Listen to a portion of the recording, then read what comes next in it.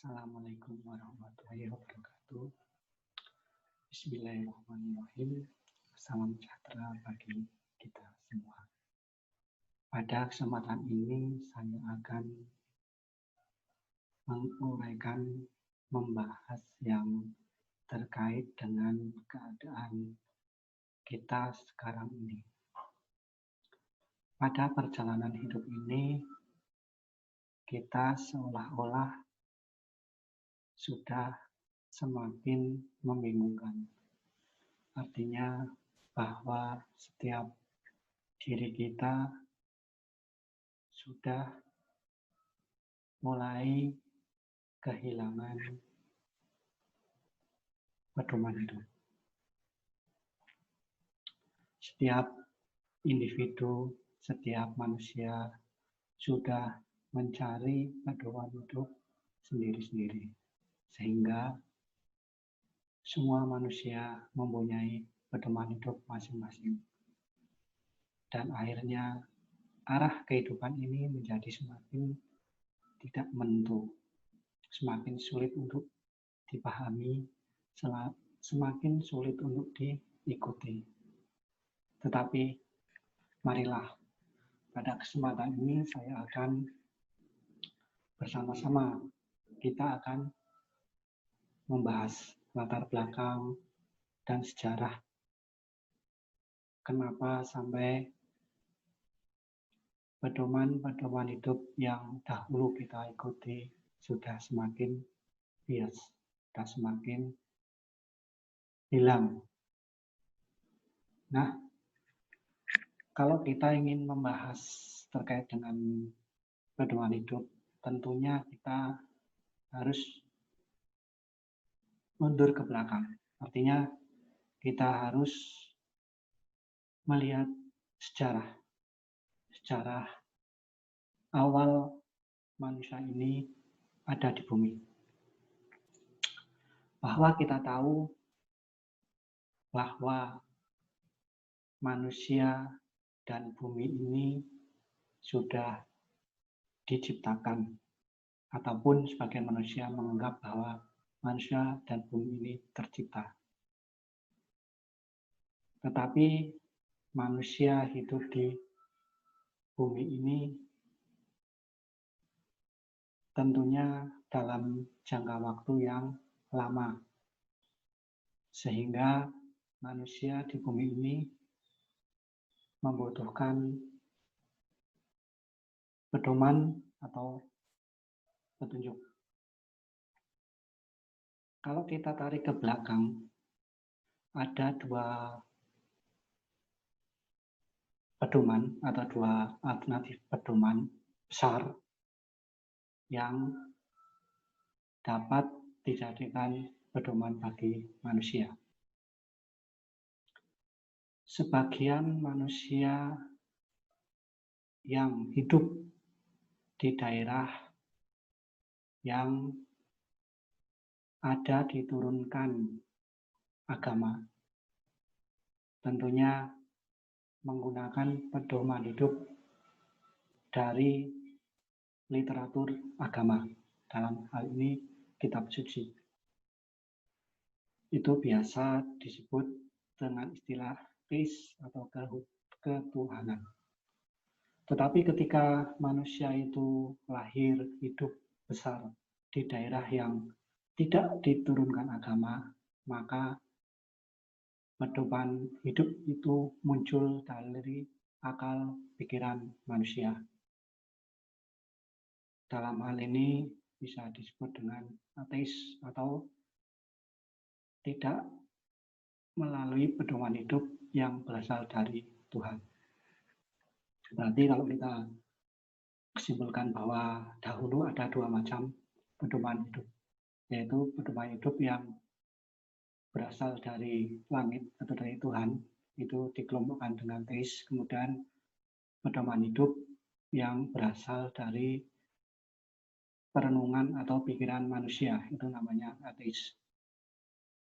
Dan tentunya pedoman hidup itu bertujuan untuk menjalankan kehidupan di bumi ini. Dan tujuannya pun sama, yaitu hidup menjadi sejahtera di bumi. Kalau kita melihat sejarah bahwa pedoman hidup dari teis ini banyak sekali, mulai dari Nabi Adam, kemudian Yahudi, Nasrani, dan kemudian Islam. Dan pedoman hidup yang ateis atau berasal dari perenungan manusia itu digolongkan menjadi dua pemikiran besar, yaitu yang pertama kapitalisme dan sosialisme. Kalau kapitalisme itu lahir dari pemikiran dari sisi dunia di sebelah barat. Dalam hal ini bisa Eropa Barat, kemudian berkembang di Amerika. Kemudian yang sosialis ini berkembang muncul di sisi dunia di Asia. Asia tentunya Asia yang tidak diturunkan agama. Asia. Kemudian juga di Eropa Timur biasanya itu berkembang sosialis. Kapitalis dan sosialis ini mempunyai tujuan yang sama, yaitu hidup dengan sejahtera di dunia. Kemudian kapitalis ini turunannya adalah individualis. Individualis itu mengajarkan bahwa hidup di dunia ini dengan sejahtera bisa dicapai oleh masing-masing individu. Jadi individu ini menurut kapitalis bisa hidup sejahtera, tetapi dengan cara bisa menguasai dua misi dari kapitalis. Yang pertama, yang tadi individualisme, yang kedua kan materialisme. Jadi dengan menguasai individualisme dan materialisme itu, manusia dapat hidup sejahtera di dunia. Kemudian untuk yang sosialis. Sosialis ini beranggapan bahwa kesejahteraan di dunia ini bisa dicapai oleh sekelompok orang. Sekelompok orang itu bersifat komunal atau himpunan atau sekelompok manusia. Ini dapat bersama-sama mencapai kesejahteraan hidup. Dan dalam sosialis ini, materialisme itu untuk dinikmati bersama-sama. Kemudian kalau yang tadi yang teis, yang agama, itu malah lebih luas lagi, bahwa kesejahteraan hidup itu bisa dinikmati oleh semua umat manusia. Tapi dengan jalan yang sudah diajarkan dalam kitab-kitab teis tersebut. Kemudian berarti bisa disimpulkan bahwa pedoman hidup atau yang disebut dengan ideologi atau isme di dunia ini awalnya dibagi dua, yaitu teis agama dan ateis dari pemikiran manusia, pemikiran perenungan manusia. Kemudian yang ateis dibagi dua lagi menjadi kapitalis yang beranggapan bahwa individualis dengan menguasai materialis bisa hidup sejahtera di dunia. Kemudian yang sosialis bahwa sekelompok manusia atau komunal itu bisa hidup sejahtera di dunia. Tetapi pada perkembangan kehidupan di dunia ini, individual itu menjadi lebih dominan karena setiap manusia pada hakikat sifat kemanusiaan ini menginginkan kehidupan yang sejahtera.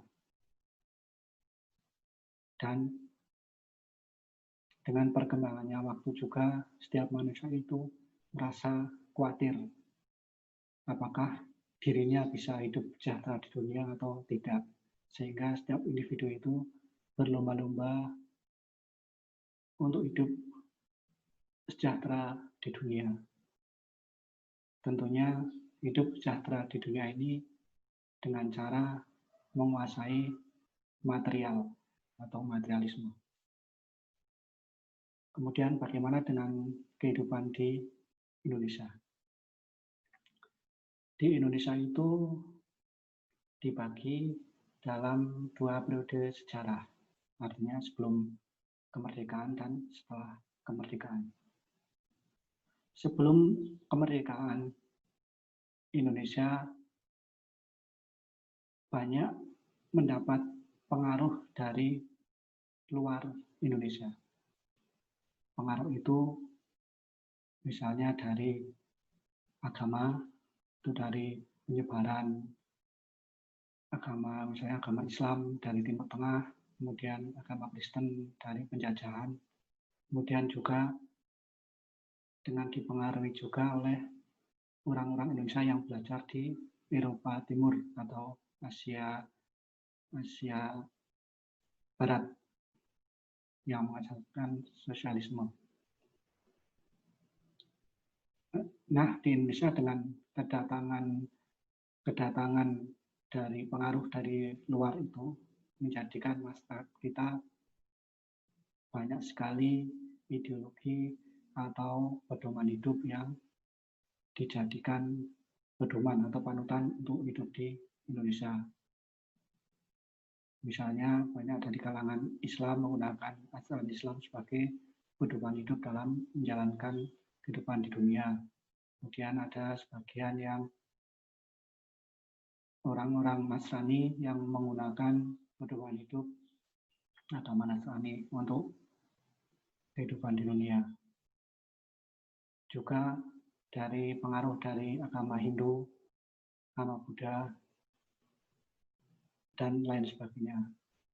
Kemudian setelah kedatangan penjajah Belanda, maka isme-isme yang atau pedoman-pedoman yang berasal dari pemikiran manusia itu mulai berangsur-angsur masuk ke Indonesia, seperti kapitalisme dan sosialisme. Nah, dengan banyaknya ideologi tersebut pada awalnya sangat mendukung perjuangan bangsa Indonesia. Mereka bahu-membahu karena mempunyai tujuan yang sama, yaitu kemerdekaan Indonesia. Kemudian setelah Indonesia merdeka, para pendiri bangsa Indonesia itu mulai merumuskan apa sih yang cocok untuk dijadikan pedoman hidup bagi kehidupan bangsa Indonesia. Kemudian para pendiri bangsa itu menggali apa saja sih pedoman hidup di dalam masyarakat kita. Nah, ketika menggali itu ditemukanlah 5 pedoman hidup yang dijadikan pedoman bagi bangsa Indonesia. 3 pedoman hidup yang bersifat ideologi, kemudian 2 pedoman hidup yang bersifat budaya atau kebiasaan sehari-hari. Pedoman hidup yang bersifat ideologi itu merupakan pengaruh dari luar dan juga adanya kesadaran dari bangsa Indonesia. Yang pertama adalah agama.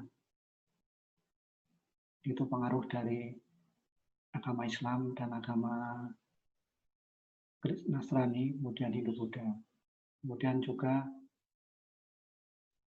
itu yang dipedomani oleh kaum agamis. Kemudian